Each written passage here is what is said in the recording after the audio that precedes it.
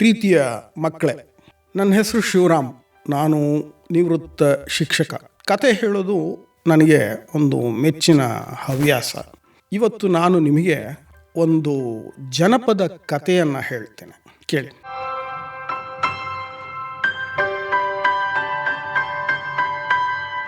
ಶ್ರೀ ಚಂದ್ರಶೇಖರ ಕಂಬಾರ ಅಂತ ಕನ್ನಡದ ಒಬ್ಬ ದೊಡ್ಡ ಸಾಹಿತಿ, ಅವರು ಬರೆದಿರೋ ಕಥೆ ಇದು. ಆ ಕಥೆಯ ಹೆಸರು ಕುಂಬಳ ಬೀಜ.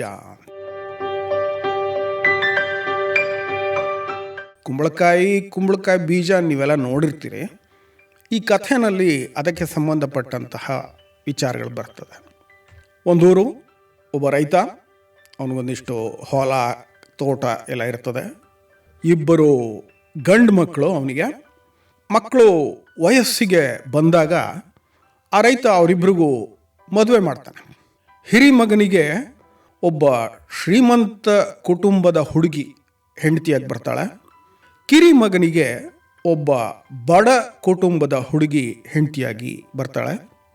ಆ ರೈತ ತನ್ನ ಮಕ್ಕಳನ್ನು, ಸೊಸೆರನ್ನೆಲ್ಲ ಕರೆದುಬಿಟ್ಟು, ನೋಡಪ್ಪ, ಯಾವ ಕಾರಣಕ್ಕೂ ನೀವು ಒಬ್ಬರ ನಡುವೆ ಒಬ್ಬರು ವೈಮನಸ್ಯ ಇತ್ಯಾದಿಗಳು ಮಾಡ್ಕೋಬಾರ್ದು, ಜೊತೆಯಾಗಿ ಬಾಳಬೇಕು, ಜೊತೆಯಾಗಿ ಸೌಹಾರ್ದತೆಯಿಂದ ಸುಖವಾಗಿ ಖುಷಿಯಾಗಿ ಇರಿ ಅಂತ ಹೇಳಿ ಆಶೀರ್ವಾದ ಮಾಡ್ತಾನೆ. ಸ್ವಲ್ಪ ದಿವಸದಲ್ಲಿ ಅವನ ಕಾಲವಾಗುತ್ತೆ. ಇವರುಗಳು ಅಣ್ಣ ತಮ್ಮ ಹೆಂಡತಿಯರ ಜೊತೆ ಚೆನ್ನಾಗಿರ್ತಾರೆ ಸ್ವಲ್ಪ ಕಾಲ. ಆದರೆ ನಿಮಗೆಲ್ಲ ಗೊತ್ತಿದೆ, ಈ ಸ್ವಲ್ಪ ಹಣಕಾಸು ಚೆನ್ನಾಗಿರೋರು ಶ್ರೀಮಂತರಿಗೆ ಆ ಶ್ರೀಮಂತಿಕೆಯಿಂದಾಗಿ ಸ್ವಲ್ಪ ಅಹಂಕಾರ ಇರ್ತದೆ.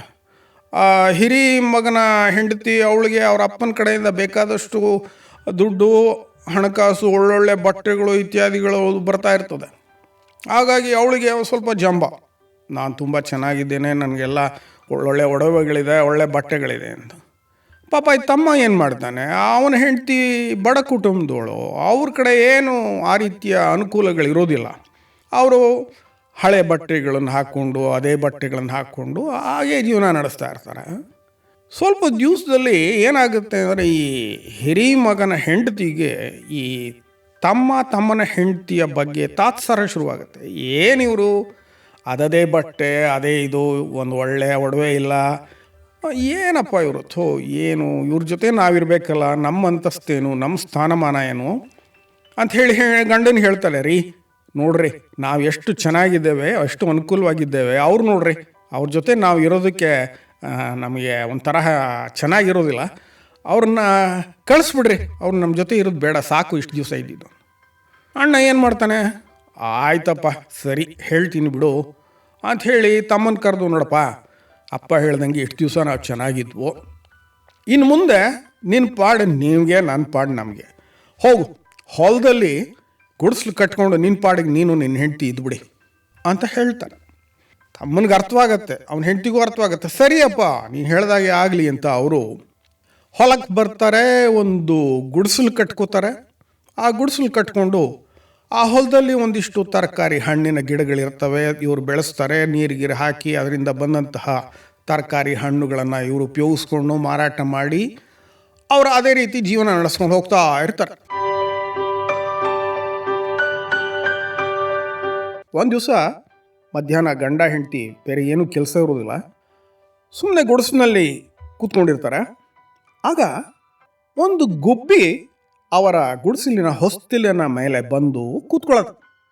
ನೋಡ್ತಾರೆ, ಅವ್ರು ಇದ್ದಿದ್ದೇ ಹೊಲ, ಅಲ್ಲಿ ಬೇಕಾದಷ್ಟು ಹಕ್ಕಿಗಳು ಇತ್ಯಾದಿಗಳು ಇರ್ತಾವಲ್ಲ, ಏನೋ ಒಂದು ಬಂದು ಗುಬ್ಬಿ ಬಂತು ಅಂತ ನೋಡ್ತಾರೆ. ಆಮೇಲೆ ಆ ಗುಬ್ಬಿ ಗುಡಿಸಲು ಒಳಕ್ಕೆ ಬರುತ್ತೆ, ಒಳಗಡೆ ಎಲ್ಲ ಹಾರಾಡೋಕ್ಕೆ ಶುರು ಮಾಡ್ತದೆ. ಇನ್ನೊಂದು ಗುಬ್ಬಿ ಬರ್ತದೆ, ಅದು ಅದ್ರ ಜೊತೆ ಹಾರಾಡೋಕ್ಕೆ ಶುರು ಮಾಡ್ತದೆ.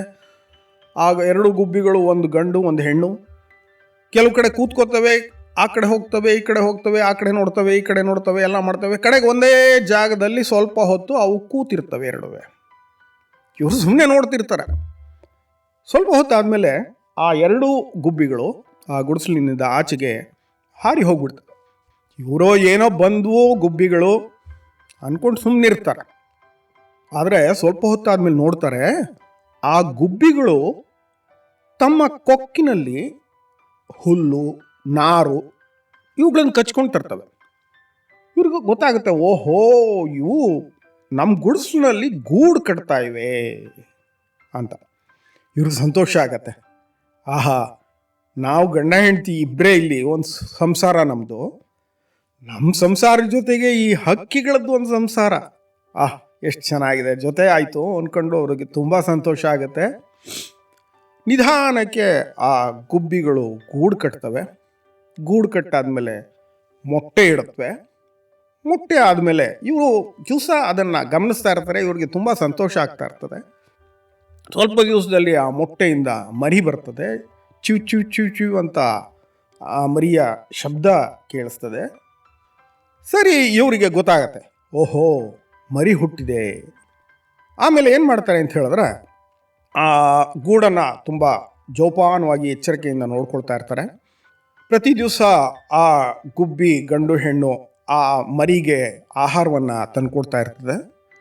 ಏನಾಗ್ತದೆ ಅಂತ ಹೇಳಿದ್ರೆ, ಒಂದಿನ ಆ ಅಪ್ಪ ಅಮ್ಮ ಗುಬ್ಬಿ ಹೊರಗಡೆ ಹಾರಿ ಹೋಗಿದ್ದಾಗ ಭಯಂಕರವಾಗಿ ಗಾಳಿ ಬೀಸಕ್ಕೆ ಶುರುವಾಗ್ತದೆ.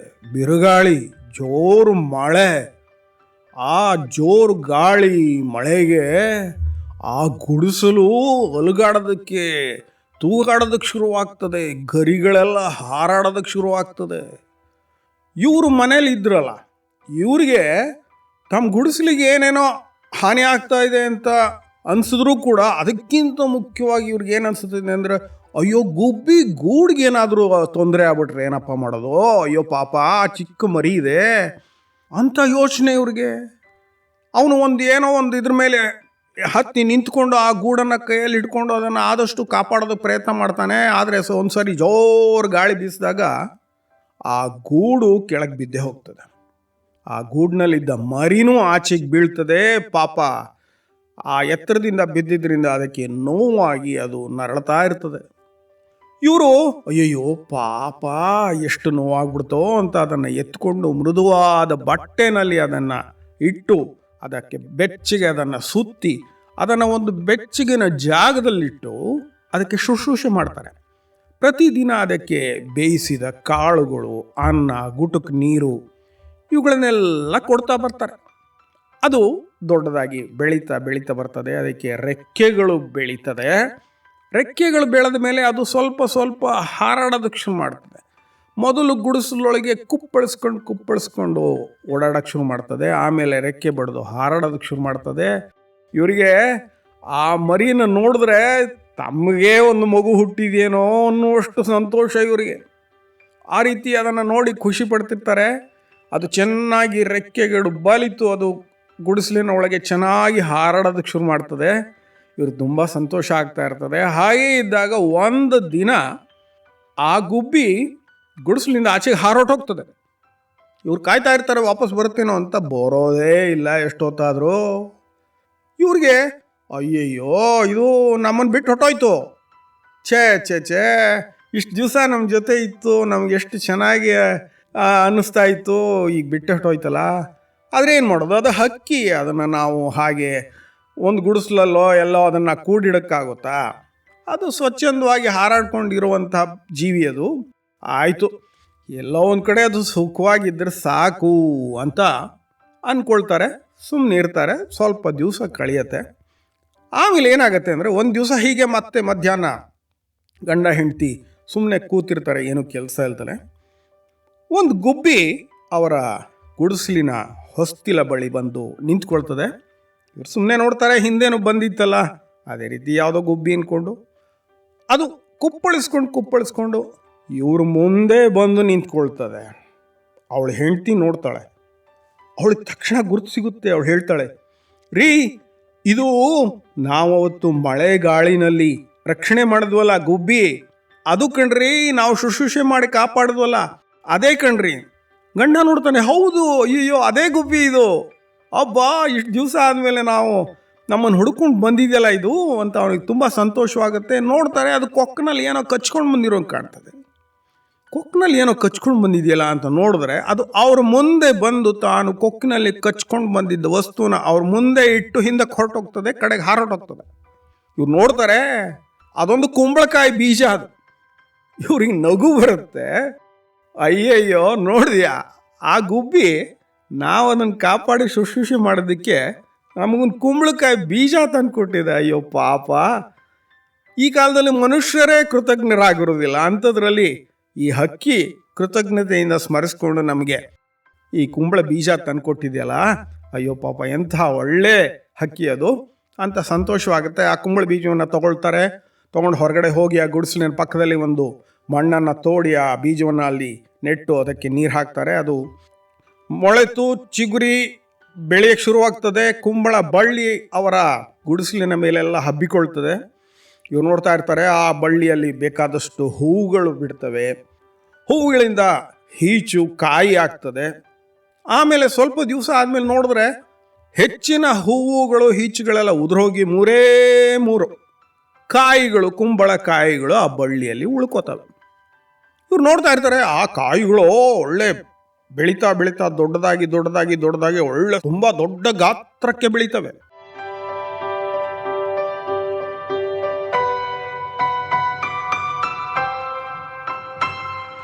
ಒಂದು ದಿವಸ ಹೆಂಡತಿ ಹೇಳ್ತಾಳೆ, ರೀ ಚೆನ್ನಾಗಿ ದೊಡ್ಡ ಗಾತ್ರಕ್ಕೆ ಬೆಳೆದಿದೆ, ಒಂದು ಕುಂಬಳಕಾಯಿ ಕಿತ್ಕೊಂಬಂದ್ರಿ, ಇವತ್ತು ಅದನ್ನು ಕತ್ತರಿಸ್ಬಿಟ್ಟು ಅದರಲ್ಲಿ ಏನಾದರೂ ಅಡುಗೆ ಮಾಡೋಣ. ಆಯಿತು ಅಂತ ಅವ್ನು ಹೋಗ್ತಾನೆ. ಆಮೇಲೆ ಅವಳನ್ನು ಕರೀತಾನೆ, ಅಯ್ಯೋ ಒಬ್ಬನ ಕೈಲಿ ಆಗೋದಿಲ್ಲ ಬಾ ಅಂತ. ಇಬ್ಬರು ಅದನ್ನು ಕಷ್ಟಪಟ್ಟು ಬಳ್ಳಿಯಿಂದ ಬೇರ್ಪಡಿಸಿ ತೊಗೊಂಬರ್ತಾರೆ. ಆ ಕಡೆ ಈ ಕಡೆ ಇಬ್ಬರು ಕೂತ್ಕೊಂಡು ಆ ಕುಂಬಳಕಾಯಿಯನ್ನು ಕತ್ತರಿಸಿ ಬಿಡಿಸಿದ್ರೆ ಅದರೊಳಗಡೆ ಚಿನ್ನದ ನಾಣ್ಯಗಳು, ಬೆಳ್ಳಿಯ ನಾಣ್ಯಗಳು ತುಂಬಿರ್ತದೆ. ಇವರಿಗೆ ತುಂಬ ಆಶ್ಚರ್ಯ ಹೋಗ್ತದೆ, ಬೆರಗಾಗಿ ಹೋಗ್ತಾರೆ. ಇದೇನಿದು, ಕುಂಬಳಕಾಯಿ ಒಳಗೆ ಇಷ್ಟೊಂದು ಚಿನ್ನ ಬೆಳ್ಳಿಯ ನಾಣ್ಯಗಳು.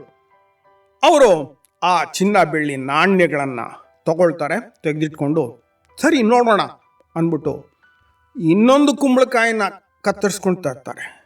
ಅದನ್ನು ಕತ್ತರಿಸಿ ಬಿಡಿಸಿದ್ರೆ ಅದರೊಳಗಿಂದ ನಾನಾ ಬಗೆಯ ಧಾನ್ಯಗಳು, ಬೀಜಗಳು ಇದೆಲ್ಲ ಸುರಿಯತ್ತೆ. ಇವ್ರು ನೋಡ್ತಾರೆ, ನೋಡಿದ ತಕ್ಷಣ ಅನಿಸುತ್ತೆ, ಈ ಕಾಳುಗಳು, ಧಾನ್ಯಗಳ ಬೀಜಗಳಿದೆಯಲ್ಲ, ಇದು ತಿನ್ನುವಂಥದ್ದಲ್ಲ, ಇವೆಲ್ಲ ನಾವು ಬಿತ್ತನೆ ಮಾಡಬೇಕು, ಇದರಿಂದ ಒಳ್ಳೆ ಗಿಡಗಳು ಬೆಳೀತವೆ ಅಂದ್ಬಿಟ್ಟು ಅವುಗಳನ್ನೆಲ್ಲ ಶೇಖರಿಸಿ ಇಟ್ಕೊಳ್ತಾರೆ. ಮತ್ತು ಇನ್ನೊಂದು 3ನೇ ಕುಂಬಳಕಾಯಿ ಇರ್ತದಲ್ಲ, ಅದನ್ನು ಹೋಗಿ ಕತ್ತರಿಸಿ ತರ್ತಾರೆ. ಆದರೆ ಆ ಕುಂಬಳಕಾಯನ್ನು ಒಂದು ಕಡೆ ಇಟ್ಬಿಡ್ತಾರೆ. ಅದನ್ನೇನು ಓಪನ್ ಮಾಡೋಕ್ಕೆ ಹೋಗೋದಿಲ್ಲ, ಕತ್ತರಿಸಿ ಬಿಡ್ಸೋಕ್ಕೆ ಹೋಗೋದಿಲ್ಲ, ಸುಮ್ಮನೆ ಒಂದು ಕಡೆ ಇಟ್ಬಿಡ್ತಾರೆ. ಈ ಕಡೆ ಈ ಚಿನ್ನ ಬೆಳ್ಳಿ ನಾಣ್ಯಗಳು ಸಿಗ್ತಲ್ಲ, ಆ ಚಿನ್ನ ಬೆಳ್ಳಿ ನಾಣ್ಯಗಳಿಂದ ಅವರು ತಮಗೆ ಏನೇನು ಬೇಕು, ತಮ್ಮಲ್ಲಿ ಏನೇನು ಕೊರತೆ ಇತ್ತು ಎಲ್ಲ, ಹೊಸ ಬಟ್ಟೆಗಳು, ಹೊಸ ಮನೆ ಕಟ್ಟಿಸ್ಕೊಳ್ತಾರೆ, ಹಸುಗಳು ತಗೋತಾರೆ, ಕುರಿಗಳು ತಗೊಳ್ತಾರೆ, ಗಾಡಿ ತೆಗೆದುಕೊಳ್ತಾರೆ, ಏನೇನು ಬೇಕೋ ಎಲ್ಲದೂ ತಗೊಳ್ತಾರೆ. ಆಮೇಲೆ ಆ ಬೀಜಗಳು, ಧಾನ್ಯಗಳು, ಅವುಗಳ ಕಾಳುಗಳಿತ್ತಲ್ಲ ಅದನ್ನೆಲ್ಲ ಬಿತ್ತನೆ ಮಾಡ್ತಾರೆ. ಅವುಗಳನ್ನೆಲ್ಲ ಚೆನ್ನಾಗಿ ನೀರು ಹಾಕಿ ಗೊಬ್ಬರ ಹಾಕಿ ಅವುಗಳನ್ನ ನೋಡ್ಕೋತಾರೆ. ಈ ರೀತಿಯಾಗಿ ಇವರು ಒಂದು ಸ್ವಲ್ಪ ಮೊದಲು ತುಂಬ ಬಡತನದಿದ್ದವರು ಉತ್ತಮ ಸ್ಥಿತಿಗೆ ಬರ್ತಾರೆ. ಅಷ್ಟು ದೂರದಲ್ಲಿ ಅಣ್ಣ ಅತ್ತಿಗೆ ಇದ್ರಲ್ಲ, ಅವ್ರು ಗಮನಿಸ್ತಾ ಇರ್ತಾರೆ, ಇದೇನಿದು ಇವರು ಇದ್ದಕ್ಕಿದ್ದಾಗೆ ಹೀಗೆ ಉತ್ತಮ ಸ್ಥಿತಿಗೆ ಬಂದ್ಬಿಟ್ರಲ್ಲ, ಎಲ್ಲಿಂದ ಸಿಕ್ತು ಇವ್ರಿಗೆ ದುಡ್ಡು? ಒಳ್ಳೆ ಮನೆ ಕಟ್ಟಿಸ್ಕೊಂಡಿದ್ದಾರೆ, ಹಸುಗಳು, ದನಗಳು, ಒಳ್ಳೆ ಗಾಡಿ, ಒಳ್ಳೆ ಬಟ್ಟೆ, ಒಳ್ಳೆ ಒಡವೆ, ಆಭರಣ, ಏನಿದು? ಆ ಅಣ್ಣನ ಹೆಂಡತಿ ಹೇಳ್ತಾಳೆ, ರೈ ಹೋಗ್ರಿ, ಅದು ಹೆಂಗ್ರಿ, ಅದು ಹೇಗೆ ಇವ್ರಿಗೆ ಶ್ರೀಮಂತಿಗೆ ಬಂತು ವಿಚಾರಿಸ್ಕೊಂಬನ್ನಿ. ಸರಿ ಬರ್ತಾನೆ ಅಣ್ಣ. ತಮ್ಮ ನೋಡ್ತಾನೆ, ಅಣ್ಣ ಅಷ್ಟು ದೂರದಲ್ಲಿ ಬರ್ತಾ ಇರೋದನ್ನು ಅವನನ್ನು ಕರ್ಕೊಂಬಂದ್ಬಿಟ್ಟು ಅವನಿಗೆ ಕುಡಿಯೋದಕ್ಕೆ ತಂಪಾದ ಪಾನೀಯಗಳು ಕೊಡ್ತಾನೆ, ತಿನ್ನೋದಕ್ಕೆ ಹಣ್ಣುಗಳನ್ನು ಕೊಟ್ಬಿಟ್ಟು ಅವನ ಕ್ಷೇಮ ಸಮಾಚಾರ ಎಲ್ಲ ವಿಚಾರಿಸ್ತಾನೆ. ಅಣ್ಣ ಕೇಳ್ತಾನೆ, ಏನೇ ಆತಮ್ಮ, ಏನು ಸಮಾಚಾರ, ಇದು ಹೇಗೆ ದಿಢೀರಂತ ನೀವು ಇಷ್ಟೊಂದು ಸಾವುಕಾರರಾಗ್ಬಿಟ್ರಿ, ಎಲ್ಲಿಂದ ಬಂತು ದುಡ್ಡು, ಏನು ಕತೆ ಹೇಳು ಅಂತ.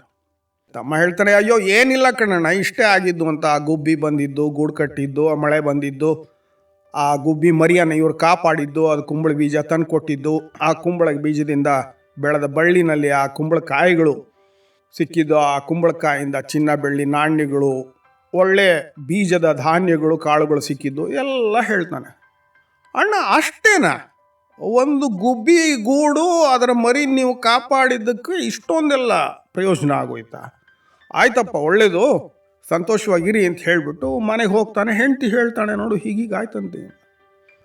ಆಗ ಅವಳು, ಹೌದಾ ಅಷ್ಟೇನಾ, ನಡೀರಿ ನಾವು ಹೋಗಿ ಹೊಲದಲ್ಲಿ ಒಂದು ಗುಡಿಸಲು ಕಟ್ಕೊಳ್ಳೋಣ. ಅವನು ಹೇಳ್ತಾನೆ, ಯಾಕೆ ಅಂತಾನೆ.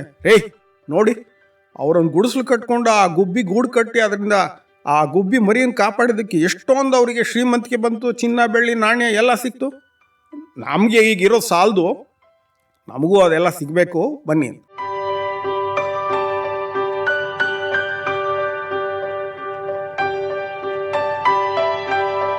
ಸರಿ ಅಂತ ಅವರು ಹೊಲಕ್ಕೆ ಬರ್ತಾರೆ. ಅಲ್ಲೊಂದು ಗುಡಿಸಲು ಕಟ್ಕೋತಾರೆ. ಗುಡಿಸಲು ಕಟ್ಕೊಂಡು ಕಾಯ್ತಾ ಕೂತ್ಕೋತಾರೆ. ಗುಬ್ಬಿ ಬರುತ್ತೆ ಅಂತ. ಸ್ವಲ್ಪ ದಿವಸ ಆದಮೇಲೆ ಒಂದು ಗುಬ್ಬಿ ಬರುತ್ತೆ. ಅದು ಇವ್ರ ಗುಡಿಸ್ಲೊಳಗೆ ಬರ್ತದೆ. ಇನ್ನೊಂದು ಗುಬ್ಬಿನೂ ಬರ್ತದೆ. ಎರಡು ಬರ್ತವೆ. ಎರಡು ಬಂದು ಆ ಗುಡಿಸ್ಲಿನ ಒಳಗಡೆ ಹಾರಾಡಿಕೊಂಡು ಒಂದು ಕಡೆ ಕೂತ್ಕೊಂಡು ಗೂಡು ಕಟ್ಟಕ್ಕೆ ಶುರು ಮಾಡ್ತವೆ. ಇವ್ರು ಖುಷಿ, ಆಹಾ ನಮ್ಮ ಗುಡಿಸ್ನಲ್ಲೂ ಈಗ ಗುಬ್ಬಿ ಗೂಡು ಕಟ್ತಾ ಇದೆ ಅಂತ ಖುಷಿ. ಆಮೇಲೆ ಹಾಗೆ ಗೂಡು ಕಟ್ಟಿದ ಮೇಲೆ ಆ ಗೂಡಿನಲ್ಲಿ ಮೊಟ್ಟೆ ಇಡ್ತವೆ. ಅವು ಮೊಟ್ಟೆ ಇಟ್ಟು ಮರಿ ಆಗ್ತದೆ. ಮರಿ ಚಿವ್ ಅನ್ನೋದು ಶುರು ಮಾಡ್ತದೆ. ಆವಾಗ ಅವುಗಳು ಅದಕ್ಕೆ ಆಹಾರ ತಂದು ಕೊಡ್ತಾ ಇರ್ತವೆ. ಈ ಅಣ್ಣ ಅತ್ತಿಗೆ ಇರ್ತಾರಲ್ಲ, ಅವರಿಗೆ ಆ ಗೂಡು ಆ ಮರಿಯ ಬಗ್ಗೆ ಏನೂ ಕಾಳಜಿ ಇರೋದಿಲ್ಲ. ಅವ್ರು ಏನು ಮಾಡ್ತಾರೆ ಅಂತ ಹೇಳಿದ್ರೆ, ಆ ಅಪ್ಪ ಅಮ್ಮ ಗುಬ್ಬಿ ಇರ್ತಾವಲ್ಲ, ಅವು ಒಂದು ಸಾರಿ ಹೊರಗಡೆ ಹೋಗಿದ್ದಾಗ ಆ ಗುಡಿಸಲಿನ ಬಾಗಿಲಿಗೆ ಬಲೆ ಹಾಕ್ಬಿಟ್ಟು ಅವು ಒಳಗೆ ಬರದಲ್ಲೇ ಇದ್ದಾಗ ನೋಡ್ಕೊಂಡ್ಬಿಡ್ತಾರೆ. ಆಮೇಲೆ ಕಾಯ್ತಾ ಕೂತ್ಕೋತಾರೆ. ಜೋರ ಮಳೆ ಗಾಳಿ ಬರಬೇಕು, ಆ ಗುಡಿಸಲು ಅಲ್ಲಾಡಬೇಕು, ಆ ಗೂಡು ಕೆಳಗೆ ಬೀಳಬೇಕು ಅಂತ. ಎಷ್ಟು ದಿವಸ ಆದರೂ ಜೋರು ಗಾಳಿನೂ ಬೀಸೋದಿಲ್ಲ, ಮಳೆನೂ ಬರೋದಿಲ್ಲ, ಏನೂ ಆಗೋದಿಲ್ಲ. ಇವ್ರು ಅಯ್ಯಯ್ಯಯ್ಯೋ ಹಿಂಗಾಗೋಯ್ತಲ್ಲ, ಏನು ಮಾಡೋದು? ಅಷ್ಟಕ್ಕೆ ಸುಮ್ಮನಾಗೋದಿಲ್ಲ. ಅವರೇ ಆ ಗುಡಿಸಲಿಗೆ ಆ ಕಡೆ ಈ ಕಡೆ ಹಗ್ಗ ಅದು ಇದು ಕಟ್ಬಿಟ್ಟು ತಾವೇ ಆ ಗುಡಿಸಲನ್ನು ಜೋರಾಗಿ ಅಲುಗಾಡಿಸ್ತಾರೆ. ಹಾಗೆ ಜೋರಾಗಿ ಅಲುಗಾಡಿಸಿದ್ರಿಂದ ಆ ಗುಬ್ಬಿ ಗೂಡು ಕೆಳಕ್ಕೆ ಬೀಳುತ್ತೆ. ಆ ಮರಿ ಆಚೆಗೆ ಬೀಳುತ್ತೆ. ಅದು ನೋವಿಂದ ನರಳಕ್ಕೆ ಶುರು ಮಾಡ್ತದೆ. ಇವರು ನೋಡೋ ಅಲ್ಲಿ ತಮ್ಮನ ಮನೆಯಲ್ಲೂ ಹೀಗೆ ಆಗಿದ್ದಲ್ವಾ, ಇಲ್ಲೂ ಹಾಗೆ ಆಯಿತು ಅಂತ ಆ ಮರಿನ ತಗೊಂಡು ಮೆತ್ತಗಿನ ಬಟ್ಟೆನಲ್ಲಿ ಇಟ್ಟು ಅದಕ್ಕೆ ಇವರು ಕಾಳು, ಬೇಯಿಸಿದ ಅನ್ನ ಇತ್ಯಾದಿಗಳನ್ನೆಲ್ಲ, ಗುಟುಕು ನೀರು ಎಲ್ಲ ಕೊಡ್ತಾರೆ. ಅದನ್ನೆಲ್ಲ ತೆಗೆದುಕೊಂಡು ಅದು ಸುಧಾರಿಸ್ಕೊಳ್ತದೆ. ಅದಕ್ಕೆ ರೆಕ್ಕೆಗಳು ಬೆಳೆಯೋಕ್ಕೆ ಶುರುವಾಗ್ತದೆ. ಸ್ವಲ್ಪ ದಿವಸ ಆದಮೇಲೆ ಅದರ ರೆಕ್ಕೆಗಳು ಪೂರ್ತಿಯಾಗಿ ಬೆಳೆದ ಮೇಲೆ ಅದು ಗುಡಿಸಲಿನೊಳಗೆ ಹಾರಾಡೋದಕ್ಕೆ ಶುರು ಮಾಡ್ತದೆ. ಇವ್ರು ನೋಡ್ತಾ ಇರ್ತಾರೆ. ಅದು ಚೆನ್ನಾಗಿ ಹಾರಾಡೋಕ್ಕೆ ಶುರು ಮಾಡಿದಾಗ ಇವರು ಗುಡಿಸಲಿನ ಬಾಗಿಲು ತೆಗೆದು ಇವರೇ ಅದನ್ನು ಓಡಿಸ್ಬಿಡ್ತಾರೆ. ಆಮೇಲೆ ಕಾಯ್ತಾ ಕೂತ್ಕೋತಾರೆ. ಅದು ಬರುತ್ತೆ ಕುಂಬಳ ಬೀಜ ತರುತ್ತೆ ಅಂತ. ಸ್ವಲ್ಪ ದಿವಸ ಆದಮೇಲೆ ಅದು ಬರುತ್ತೆ, ಕುಂಬಳ ಬೀಜನ ಕಚ್ಕೊಂಡು ಬರುತ್ತೆ. ಇವ್ರ ಮುಂದೆ ಬಂದು ಆ ಕುಂಬಳ ಬೀಜನ ಇಟ್ಟು ಹಾರಟೋಗ್ತದೆ. ಇವರಿಗೆ ಖುಷಿ, ಆಹಾ ತಮ್ಮನಿಗೆ ಏನೇನು ಸಿಕ್ತು, ಇನ್ನು ಎಲ್ಲ ನಮಗೂ ಸಿಗ್ತದೆ, ಇನ್ನೇನು ಯೋಚನೆ ಇಲ್ಲ, ಚಿಂತೆ ಇಲ್ಲ ಅಂದ್ಬಿಟ್ಟು ಆ ಕುಂಬಳ ಬೀಜನ ತಗೊಂಡು ಹೋಗಿ ಮಣ್ಣಿನಲ್ಲಿ ನೆಡ್ತಾರೆ, ನೀರು ಹಾಕ್ತಾರೆ, ಗೊಬ್ಬರ ಹಾಕ್ತಾರೆ, ಬೆಳೆಸ್ತಾರೆ. ಅದು ಚಿಗುರಿ ಬೆಳೆದು ಬಳ್ಳಿ ಬೆಳೆಯುತ್ತೆ. ಬಳ್ಳಿ ಬೆಳೆದು ಅದರಲ್ಲಿ ಹೂವು ಹೀಚು ಕಾಯಿಗಳೆಲ್ಲ ಆಗ್ತವೆ. ಇವು ನೋಡ್ತಾ ಇರ್ತಾರೆ. ಖುಷಿ ಇವರಿಗೆ. ಎಂದಿಗೆ ಕುಂಬಳಕಾಯಿ, ದೊಡ್ಡ ಕುಂಬಳಕಾಯಿಗಳು ನಮಗೆ ಸಿಗ್ತವೆ ಅಂತ ಕಾಯ್ತಾ ಕೂತಿರ್ತಾರೆ. ಸ್ವಲ್ಪ ದಿವಸ ಆದಮೇಲೆ ಹೆಚ್ಚಿನ ಹೀಚು ಕಾಯಿಗಳೆಲ್ಲ ಉದುರು ಹೋಗ್ತವೆ. ಒಂದೇ ಒಂದು ಕುಂಬಳಕಾಯಿ ಉಳ್ಕೊಳ್ತದೆ. ಇವ್ರಿಗೆ ಆಶ್ಚರ್ಯ, ಛೇ ಇದೇನಿದು? ತಮ್ಮ ಹೇಳಿದ್ರೆ ತಮ್ಮನ ಮನೆಯಲ್ಲಿ ಅದು 3 ಕುಂಬಳಕಾಯಿ ಅಂತ ಹೇಳ್ದ, ಇಲ್ಲಿ ಒಂದೇ ಒಂದು ಕುಂಬಳಕಾಯಿ ಉಳ್ಕೊಳ್ತಲ್ಲ. ಅವನಿಗೆ 3ರಲ್ಲಿ ಸಿಕ್ಕಿದ್ದು ನಮ್ಗೆ 1ರಲ್ಲೇ ಸಿಗ್ಬೋದೇನೋ ಅಂತ ಕಾಯ್ತಾ ಕೂತ್ಕೋತಾರೆ. ಅದು ಬೆಳೆಯುತ್ತೆ, ದೊಡ್ಡದಾಗಿ ಬೆಳೆದು ಸಾಕಷ್ಟು ದೊಡ್ಡ ಗಾತ್ರ ಆದಮೇಲೆ ಏನಾಗುತ್ತದೆ ಅಂತ ಹೇಳಿದ್ರೆ, ಒಂದು ದಿವಸ ಗಂಡ ಹೆಂಡತಿ ಇಬ್ಬರು ಹೋಗಿ ಆ ಕುಂಬಳಕಾಯಿಯನ್ನು ಬಳ್ಳಿಯಿಂದ ಬಿಡಿಸಿ ತರ್ತಾರೆ. ತಂದು ಅದನ್ನು ಮಧ್ಯದಲ್ಲಿ ಇಟ್ಕೊಂಡು ಆ ಕಡೆ ಗಂಡ ಈ ಕಡೆ ಹೆಂಡತಿ ಕೂತ್ಕೊಂಡು ಕತ್ತಿಯನ್ನು ತಗೊಂಡು ಆ ಕುಂಬಳಕಾಯಿಯನ್ನು ಸರಿಯಾಗಿ ಮಧ್ಯದಲ್ಲಿ ಕತ್ತರಿಸಿ ಬಿಡಿಸ್ತಾರೆ. ಬಿಡಿಸಿದ ಕೂಡಲೇ ಭಗ್ಗಂತ ಬೆಂಕಿ, ಹೊಗೆ ಆ ಕುಂಬಳಕಾಯಿಂದ ಸಿಡಿಯುತ್ತೆ, ಸ್ಫೋಟ ಆಗತ್ತೆ. ಆ ಬೆಂಕಿಯಿಂದ ಅವರ ಮೈಕೈ ಬಟ್ಟೆ ಎಲ್ಲ ಸುಟ್ಟೋಗುತ್ತೆ, ಅವರ ಗುಡಿಸಲು ಸುಟ್ಟೋಗುತ್ತೆ, ಎಲ್ಲ ಸುತ್ತಮುತ್ತ ಇದ್ದಿದ್ದೆಲ್ಲ ಸುಟ್ಟೋಗ್ತದೆ. ಅಲ್ಲಿ ದೂರದಲ್ಲಿ ತಮ್ಮ ಇದ್ನಲ್ಲ, ತಮ್ಮನ ಹೆಂಡತಿ ಇದ್ರು. ಅವ್ರಿಗೆ ಗೊತ್ತಿರುತ್ತೆ ಅಣ್ಣ ಅತ್ತಿಗೆ ಬಂದು ಅವರು ಗುಡಿಸಲು ಕಟ್ಕೊಂಡಿದ್ದಾರೆ. ತಮ್ಮ ನೋಡ್ತಾನೆ, ಇದೇನಿದು ಅಣ್ಣನ ಗುಡಿಸಲಿಂದ ಹೊಗೆ ಬರ್ತಾ ಇದೆ, ಬೆಂಕಿ ಕಾಣಿಸ್ತಾ ಇದೆಯಲ್ಲ, ಏನೋ ಅನಾಹುತ ಆಗ್ಬಿಟ್ಟಿದೆ ಅಂತ ಓಡಿ ಬರ್ತಾನೆ. ನೋಡಿದ್ರೆ ಅಣ್ಣ ಅತ್ತಿಗೆ ಇಬ್ಬರು ಮೈಕೈ ಎಲ್ಲ ಸುಟ್ಕೊಂಡು ಬಟ್ಟೆ ಸುಟ್ಕೊಂಡು ಅಳ್ತಾ ಕೂತಿದ್ದಾರೆ. ತಮ್ಮ ಹೋಗ್ತಾನೆ, ಬೇರೆಯವರನ್ನು ಕರೀತಾನೆ, ಅವರನ್ನು ಜೋಪಾನವಾಗಿ ನಿಧಾನವಾಗಿ ತನ್ನ ಮನೆಗೆ ಕರೆದುಕೊಂಡು ಬರ್ತಾನೆ.